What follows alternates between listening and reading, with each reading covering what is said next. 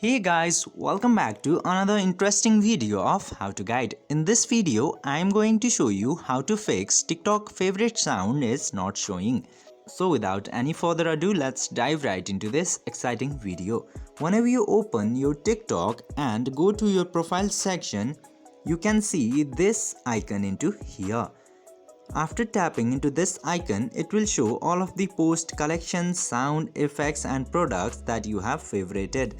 And if you have favorited some sounds, it will show into here. But if it's not showing into your TikTok account or profile, there is some things that you should try. The first thing that you should check is your internet connection. If your internet connection is not working properly, try fixing your internet connection at first. And the second thing is to clear the app cache. And after that, if your internet connection is working properly, try clearing the cache of your TikTok.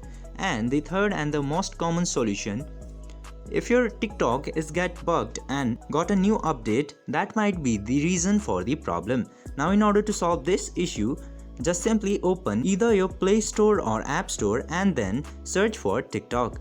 And into your Play Store, if the TikTok shows this update icon, then just simply click into this update icon and update your application. Then after that, most probably you will be able to see your saved sound or favorite sounds.